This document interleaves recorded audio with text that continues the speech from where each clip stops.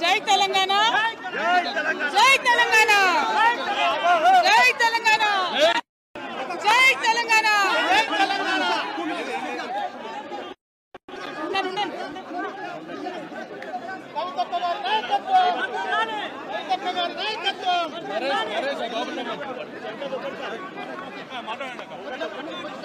ఓకేనా? జై తెలంగాణ. నేను నా కొడుకు ఆదిత్య గ్రాడ్యుయేషన్ సెరమనీ పూర్తి చేసుకొని అమెరికా నుండి వచ్చే లోపల మరి ఏదో లేఖ లీక్ అయిందని చెప్పి గత 2-3 రోజులుగా చాలా హంగామా నడుస్తున్నట్టుగా తెలుస్తా ఉన్నది. మరి ఈ సందర్భంగా నేను చెప్పదలుచుకున్నది ఒకటే. 2 వారాల క్రితం నేను గౌరవనీయులు పెద్దలు కేసీఆర్ గారికి ఒక లేఖ రాయడం జరిగింది. నేను ఈ విధంగా కేసీఆర్ గారికి ఇదివరకు కూడా నా ఒపీనియన్స్ ఎప్పుడున్నా కూడా లేఖ ద్వారా చెప్పడం జరిగింది. అయితే ఈసారి నేను మొన్ననే చెప్పున్నాను, కుట్రలు కుతంత్రాలు జరుగుతూ ఉన్నాయని. నేను చెప్పిన కొద్ది రోజుల్లోనే మరి నేను అంతర్గతంగా కేసీఆర్ గారికి రాసినటువంటి ఉత్తరం బహిర్గతం కావడం అన్నది, ఇది మరి ఏం జరుగుతుందో అన్నది పార్టీలో ఉన్నటువంటి మనందరం, తెలంగాణ ప్రజలు అందరూ కూడా ఆలోచించుకోవాల్సినటువంటి విషయం. నేను వేరే ఏం విషయాలు చెప్పలేదు. నేను కేవలం పార్టీలో ఉండేటటువంటి అన్ని స్థాయిలో ఉన్నటువంటి నాయకులందరూ అనుకుంటున్నటువంటి విషయాలు.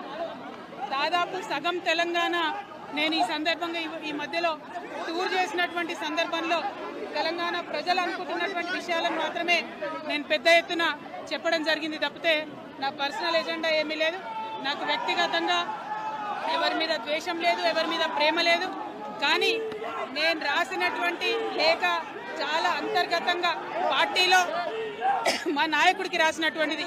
అటువంటిది బహిర్గతమైందంటే మరి దాని వెనుక ఉన్నది ఎవరన్నటువంటిది ఆలోచించుకోవాల్సినటువంటి సందర్భం. I have return to my father Shri KCR గారు feedback which I got from every stature of the leader from our party and from Telangana people broadly 2 weeks back. I've always written to my father at various stages. Whenever I needed to give him any feedback, I've always written to him. But this time it got out. I believe it is a handiwork of some of the cowards in the party, and party should decide how to deal with them. I have not written anything negative against KCR Garu or the party to strengthen the party and to work for the people of Telangana. Feedback mechanism is necessary and that is what I have done. Thank you. Jai Telangana.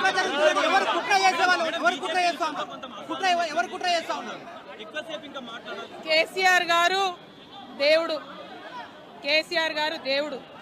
కానీ కేసీఆర్ గారి చుట్టూ కొన్ని దయ్యాలు ఉన్నాయి. వాళ్ళ వల్ల చాలా నష్టం జరుగుతున్నది.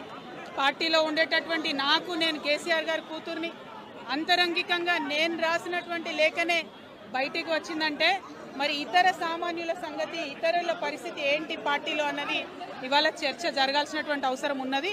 దానికోసమే ఇవాళ నేను మీతో మాట్లాడుతూ ఉన్నా తప్పితే రెగ్యులర్గా నేను ఇచ్చిన ఫీడ్బ్యాక్ అందులో స్పెషల్ ఏం లేదు. ఏ మీటింగ్ అయినా ఏదైనా కూడా నేను సార్కి ఇస్తానే ఉంటాను.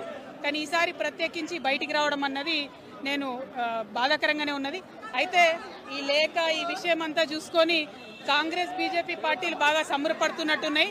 కోతి కొబ్బరికాయ దొరికినట్టుగా ఏదో బీఆర్ఎస్ పార్టీ ఆగమైంది, కేసీఆర్ గారికి ఏమైంది, అంత సీన్ లేదు. మా నాయకుడు కేసీఆర్ గారే. కేసీఆర్ గారి నాయకత్వంలోనే తెలంగాణ బాగుపడుతుంది, ముందుకు పోతుంది, అందులో ఎటువంటి అనుమానం లేదు. కేసీఆర్ గారి నాయకత్వంలోనే బీఆర్ఎస్ పార్టీ కూడా ముందుకెళ్తుందని చెప్పి నేను బలంగా నమ్ముతా ఉన్నాను. పార్టీలో ఉన్నటువంటి చిన్న చిన్న లోపాలను డిస్కస్ చేసుకొని, సవరించుకొని, కోవట్లను పక్కకు జరుపుకుంటూ ముందుకు పోతే పార్టీ 10 కాలాల పాటు చల్లగుంటది అనేటటువంటి నా భావన. బీజేపీ కానీ కాంగ్రెస్ కానీ తెలంగాణ ప్రజల కొరగబెట్టింది ఏమీ లేదు. 2 పార్టీలు కూడా తెలంగాణను ఫెయిల్ చేసినాయి. ఆ 2 పార్టీలకు కూడా ఆల్టర్నేటివ్ కేసీఆర్ గారి నాయకత్వమే. ఆ కేసీఆర్ గారి నాయకత్వంలోనే తెలంగాణ ముందుకు పోతుందని చెప్పి నేను బలంగా నమ్ముతా ఉన్నాను. Thank you. జై తెలంగాణ, జై కేసీఆర్. కుటుంబ సభ్యుల విభేదిస్తుంది ఎవరు?